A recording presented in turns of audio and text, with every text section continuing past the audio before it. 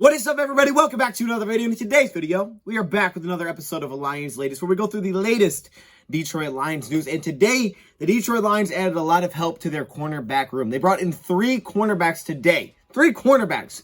One of them are a player that we've already talked about. He is now back to the practice squad. Plus, the Lions were awarded a player off of waivers. And finally, they added another cornerback to their practice squad, as unfortunately today, they had to place one on COVID reserve. So let's get it started. The city's been down and it found a way to get up. And when you knock us down, we're going to get up. And on the way up, we're going to bite a kneecap off, all right? And we're going to stand up. And then it's going to take 2 more shots to knock us down. We're going to take another hunk out of you. Before long, we're going to be the last one standing. Welcome, everybody, to the video. Glad you guys are here. And yes, the Lions have been hit with the COVID reserve designations really hard. I think it's the 8th player that has been placed on this list for the Lions. First and foremost, you're wishing them the best to get healthy. That's never something that you want to hear with sickness, things like that. So hopefully all those guys are able to get healthy. The COVID protocols for guys coming back, it's kind of just, you got to have the negative test, of course. If you're vaccinated, that can change things up as well. You can get back much quicker. So for me, with all the COVID situation, and we don't know who's vaccinated and all that kind of stuff, it's kind of hard to tell with a lot of these guys who's going to be back. Are they going to be back, and when are they going to be back, right? Because how are they feeling? It's all that kind of stuff. Are they still testing positive? There's a lot that goes into it. And the Lions were extremely low on depth already at cornerback heading into Sunday's game against the Broncos. And then they lose cornerback Jerry Jacobs for the last 4 weeks of this season now, including our last game. Lose him for the season with a torn ACL. Again, we hate to hear it for Jerry Jacobs. And we asked robey-coleman. All right, we're talking about a slot cornerback here. A guy that, like Dan Campbell said, he does not get reps in practice because he was on the practice squad. It was the first game he was elevated this season to step in and fill in at the outside cornerback position. We just simply did not have depth heading into that game. We had Mark Gilbert on the COVID list. We put Iffy on the COVID list right before the game started. We did not have depth going into that game at outside corner. So today, the Lions brought in some help to try to get some depth back to that unit, and plus probably compete with some of the guys that they brought up last week. Because, for example, a guy like Parnell Motley, I don't know why, but they decided to go with robey-coleman over Motley at the outside cornerback position. Plus, now losing a guy like Jerry Jacobs, who was your starter on the outside, you're just super thin at that position group. So the Lions decided today to go at least bring in some competition, bring in some possible depth, and they got some players from places that we've already kind of touched on, or we got some connections with. The player that was placed on the COVID list for Lions is robey-coleman. I don't know if I didn't say that or what, but robey-coleman is now there, and he is a slot, but he played outside for us because of the lack of depth that we did have. The players that they signed today, I think they're all fit to play the outside cornerback position. But when you think about the slot cornerback position, who is then our backup? Because A.J. Parker, eligible to return for Week 14, which was this past week of football. So maybe he's able to get back in practice. He went out with an ankle injury. Maybe he's able to get back. Who knows? But I'm pretty sure he's now eligible to return once, of course, he's healthy. You can't put a guy out there that's not healthy and they can start that 21-day period. Today, they didn't go in today for practice, by the way. Everything was virtual because of the whole COVID situation. So, I mean, even if he is right, still everything's virtual. So it'd kind of be tough to bring him back if things are virtual. We'll have to just kind of wait and see how this week goes. But of course, the Lions are trying to keep guys healthy because this thing it's spreading like crazy right now. And we're missing a lot of guys. The players that we signed today could help you at the slot position if you need it. We know Will Harris is playing that position in the meantime. The first one we have is Shakir Brown, who has been brought back to the practice squad. He was on the Lions practice squad for a few weeks and then he was let go off the practice squad. Now here he is back. Now we're not going to spend a lot of time on Brown because we've already did like a breakdown of him when we got him the first time out of Michigan State because he was involved in some of our mock drafts coming into the season. So I'm not going to go too deep into this, but just a quick refresher. Remember we talked about him as kind of a tweener between slot cornerback and outside cornerback with his size, some limitations on the outside, but how some of his style fits better for the outside cornerback position. But there are a few things that you do know about Brown is that first off, he's going to bring the intensity. All right, he's going to get after it. He will absolutely tackle on the outside. So those are the kind of cornerbacks that the Lions want to help you in the run game, things like that. He's going to go to battle. There's no question Brown's going to go to battle. Kind of like Dan Campbell praised robey-coleman, who was undersized at the outside cornerback position that kind of battled. That's what Brown will do. Now, Brown's actually got a little more size than robey-coleman. I'll kind of just leave it there. If you guys want to know more about this cornerback, as I said, we did a breakdown the first time we brought him in. You guys could probably easily find that one because we picked him up earlier this season. So I'll just leave it there for that one. But let's talk about these other two cornerbacks that the Lions added today. Some new additions we don't know about or we haven't heard of before. At least I haven't heard of, okay? This is my first time learning about him. First off, we have Chris Williamson, a 6 foot, 205 pound corner. He's 24 years old, out of Minnesota. He was drafted in the 7th round by the New York Giants in 2020, but unfortunately it didn't work. We'll talk about that in a second. It didn't last that long. He ends up with the Atlanta Falcons this year later. But this season, Atlanta seemed to like him. Like, they gave him really high reps in the preseason. I'm talking coming out of the gate and playing in the preseason, which usually tells you a lot about the depth chart. And they got him involved in the regular season as well. They activated him. He played in week 5. He played in week 7. I think week 10 he was also active against the Dallas Cowboys. They seem to like this guy, and I do like this addition. I mean, he's still a young cornerback. All three of these guys we brought in are all young cornerbacks, but this guy, I mean, he's only 2 years out of college from Minnesota. Now, quick little background. He did come out of high school as a wide receiver. He came out of high school as a receiver. He transitioned to the cornerback position, which sometimes can lead to good things. I mean, we know what Trayvon Diggs is doing. I know Trayvon Diggs is kind of like, not necessarily the outlier, but he's like the top of that. Like, oh, hey, former receiver, all of a sudden he's getting tons of picks.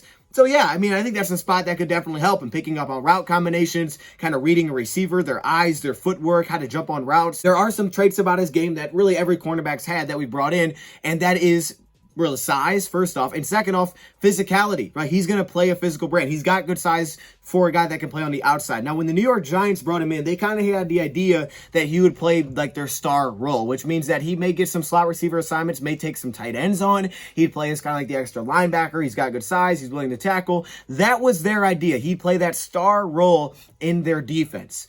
But of course, he was out after a season, so it must not have worked out. I really can't look at Giants film because there was no preseason in 2020 because of COVID. He was actually marked as playing over 400 slot snaps in college out of about 650. So he actually played more at the slot than he technically played at the wide cornerback position going back to college at Minnesota. I think there's just limitations there because one area where it seems like he would struggle, and we've also been told that he struggled, going back off of what people said about him coming out of the draft, is lining him up one-on-one with a slot receiver. He's got no chance man-to-man. He's got no chance, which makes it kind of tough. So with Atlanta, I heard people saying he played at slot, but I didn't see any of it. I watched all his preseason games. I watched 2 of the, I think 3 games he played in, week 5, week 7. I didn't see him line up on the inside once. So I don't necessarily think that Atlanta was utilizing him in that way. I think they were using him as an outside corner. Now, if you look at his stats, they're not great, but you also got to keep in mind when he came in, it was like the game was over. They would put him in and the game was over and he would just kind of go out there and play extremely soft zone coverage. Wasn't necessarily like preseason, but the unfortunate thing with preseason is they don't give us all 22.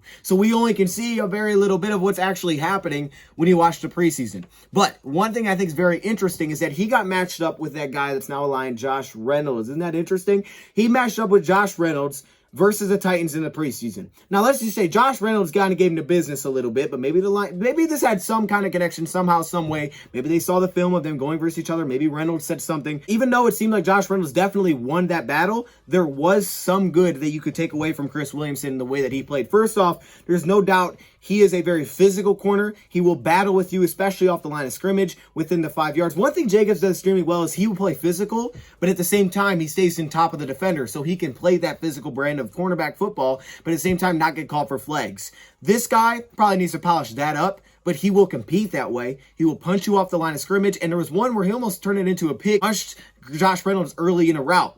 That's one thing for sure. He will tackle. If you're going to try to play a guy at star role coming out, it's because he can also tackle, and he has got the size to do it. He will tackle. He will shed blocks, too, on receivers. He does a really nice job of actually shedding receiver blocks. However, he's not a big hitter. He's not like, bam, he's going to rock somebody, but he will tackle. He wraps up. He gets low. He seems to wrap consistently, and you got to be able to tackle to play in this defense. We know that. So run defense there, physicality's there, size is there. The Lions may have some versatility within this on how they want to use him, because I think, speaking of the star role, he can't be your pure slot because you can't put him on and say, hey, go cover the slot receiver man-to-man coverage, right? That's what we've been told. I don't know completely how it worked with the Giants. We'll see what the Lions see in practice. But assuming that that's where he struggles, so that's where most people said his biggest knock was, and it makes sense when you watch even his film playing outside, doesn't look like he would fit perfectly trying to play as a slot cornerback on a receiver. I don't really think the Lions will put him out there inside. I think they'll play him more on the outside. Now, where I think you could possibly have some benefits is using him on tight ends, using him to do do things like that. I think that's what they're probably going to do some interesting things with Iffy as well going forward. Maybe not just this season, but going forward. They get him back, of course. But I think with Iffy, man, I mean, he's got some of those abilities too where you can line him up. Now, Iffy may have more success against slots because he's guarded some smaller receivers back in college and he had some success on those guys too. Is his change direction is much better. I think one thing that you can clearly tell that this guy, Chris Williamson, lacks is that twitchiness. He lacks some of the twitchiness playing the cornerback spot, some of the short area twitchiness. And Josh Reynolds, I mean, he's a good route runner. We see that with us. He's turning guys around all the time. Possibility of an outside corner here. I think he definitely looks better in zone coverage than he does in man coverage. One thing that's nice about his size is it's hard to throw a jump ball on him. There's not as much production as you would like, I would say, as a cornerback for a guy that's played receiver spot. So even though we brought that up as that could possibly help him, we haven't really seen the production there that you would probably like to see, knowing that fact. Does have good size. I like them in zone coverage. I think some of the press bail things you can do, but we played a lot of man coverage last week, a ton of man coverage, probably because we were at depth wise. We just rolled with man coverage at a lot of spots. So if that's where the Lions are going to utilize him, I think it makes most sense to put him on the outside. I mean, if you have him in zone coverage or you get him matched up on a tight end or a running back, then it's fine. But I think on the outside is probably where he'll get work with us for the Lions. Plus, he did contribute on special teams for Atlanta, so you know that's there, and it's usually where you start. You start with special teams, and you can work your way up to getting reps on defense. But Atlanta liked him. Speed and size, you know, things that come together. Like he's got those two traits, which isn't always easy to find. So that's the first corner we brought in. I think for him, because he has that game experience and because the reps that he was given, I think he would probably be quicker to actually get reps out of the guys that we brought in. Now, this other cornerback that we brought in, interestingly enough, he played with Parnell Motley. Now, Motley hasn't gotten his chance playing cornerback for us yet in a regular season game. I think we may see it soon, you know, depending on, you know, where injuries and things are at like that. However, he looked good in the preseason. Like, I got to rewatch it again today because these two guys were on the same team. And I was like, dang, Motley, you're playing pretty well. But it was cool to see that both of these cornerbacks were on the field at the same time. To think now they're both on the Detroit Lions at the same time. Hey, hopefully one of these Denver pickups work out. I'm now traded for Benson. We got Motley, who hasn't played. And maybe now this is the one. Is this the one that works out? This is Saivion Smith out of Alabama. Now, a lot of people said he came out too early. I'm pretty sure he started with LSU, then went to Alabama. He was a high recruit, 4-star, 5-star, depending on who you're looking at coming out of high school with Alabama, even though he didn't stay there very long, which is probably a big reason why he came out as a UDFA, because at one point he was benched. It's a tough conference to play in. He ultimately went undrafted, and he's bounced around a lot. He started off with Jacksonville, then he went to Dallas, then he went to the XFL where he played with the Roughnecks, then he went to Seattle, and then Denver. And that's the stop I circle, because in 2021, this preseason, he was with Denver. Then I'm pretty sure went to San Fran, and now here he is with us. I'm pretty sure that's the crazy path that he's taking. Another guy with size coming out of the 2019 draft, 6'1", 200 pounds, very similar in that way. Another guy that will be physical. He's more of a press man coverage corner. I think that's just the way in his play style, how he's built, is to get up and press. So again, you have to have that physicality.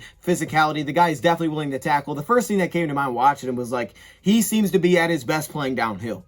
Like, what does he do great? What does he do really well? Playing downhill seems to bring the best out of him, especially if you can play him in, again, zone coverage. Playing him in a softer zone coverage, allow him to attack downhill, read quarterbacks and receivers' eyes. That kind of style seems to suit him really well. So maybe the Lions do start playing more zone coverage again, because they were doing it a lot.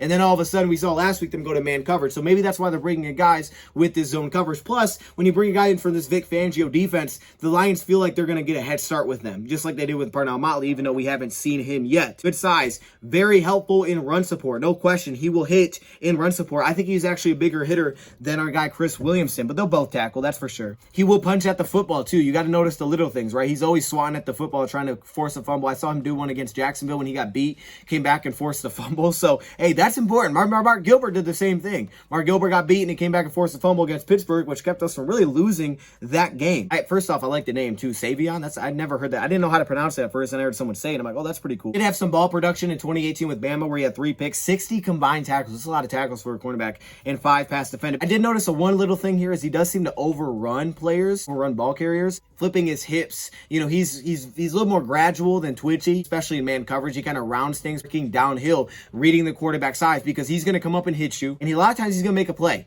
And you saw this one, he almost had an interception here on this play. A lot of work against Cade Johnson, I think, against Seattle. They threw him to him a ton. Cade Johnson, remember him coming out of the draft, little guy? Either way, we brought in those 2 cornerbacks today, plus Shakir Brown is back on the practice squad. Savion was claimed off of waivers because he was just recently let go, so we were awarded him off of waivers, which means that he is on our active roster. roster. So he's currently on the 53, which would make you believe that, yeah, he's probably going to get the nod first if we go to any of these guys. But that's not always how it works out. Just because he's on the active roster, it's just because we claimed him and he went through waivers. So we picked him up, and that's where he goes. So yeah, I mean, these guys could be elevated off the practice squad. We'll kind of just have to wait and see how it plays out. He will get up, and he'll get up on your X receiver. He'll play that man coverage on the outside. He's an outside corner. This guy, I literally spent I watched 2 games of the wrong game in the preseason. I was like, oh my goodness. I thought I was watching the right guy, and I watched 2 games, and I was like, hold up. They show a close-up of his back, and it wasn't his name. I'm like, wait a minute, who am I watching? Dang, preseason, man, the numbers are always different.